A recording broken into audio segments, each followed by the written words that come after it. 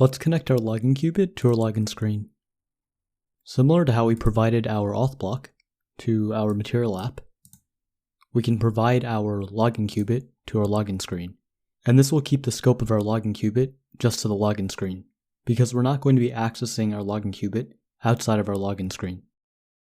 Inside of the route method, we can wrap our login screen inside of a block provider. Type to a login qubit. Import Flutter block and import login qubit.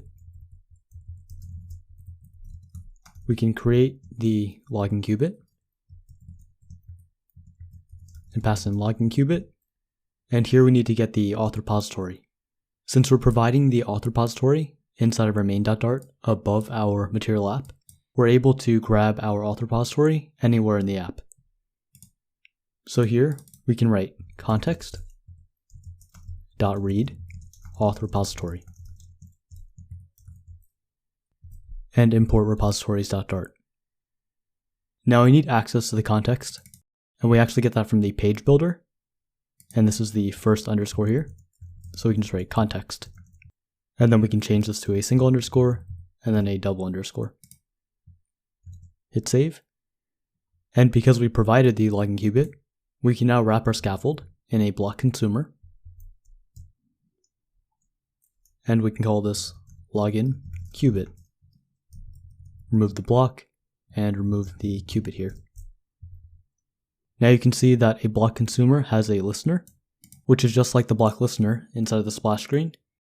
And we also have something called a builder, which allows us to take the state and build different UI based on it.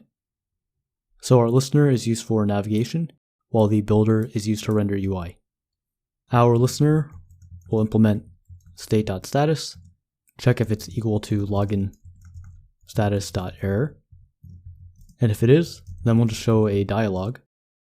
For now, this will just be an alert dialog with the title text error. The content will be text state.failure.message.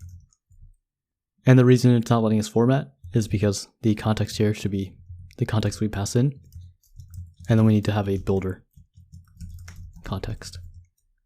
And if we scroll down here, we can see we have some misplaced semicolons and parentheses, and that's because we use the block consumer wrapper, and sometimes that just happens.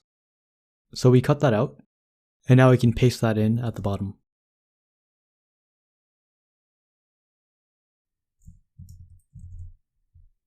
When we save, we get an error, and that's because we need to hot restart the app so our block provider can provide the login qubit. Let's hot restart, and now the error disappeared.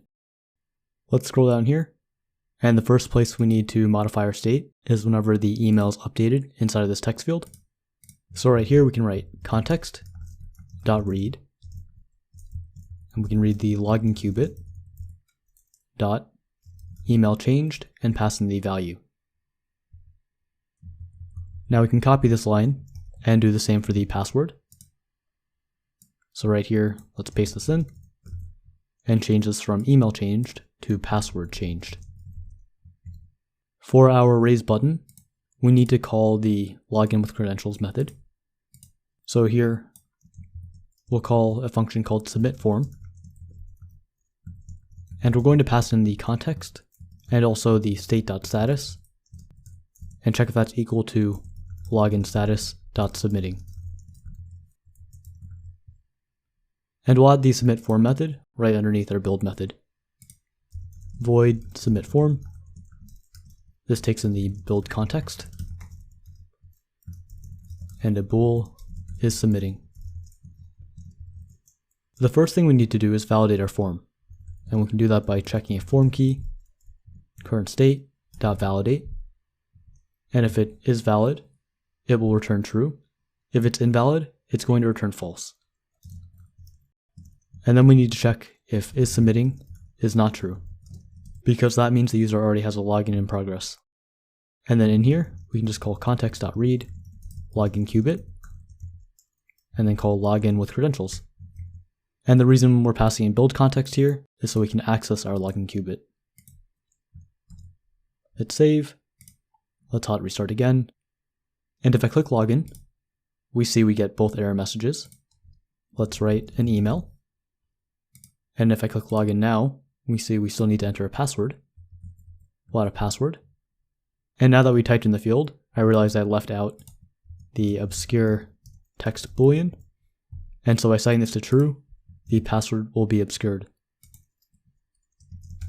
So let's retype that email, type that password, click login, and we can see nothing happens.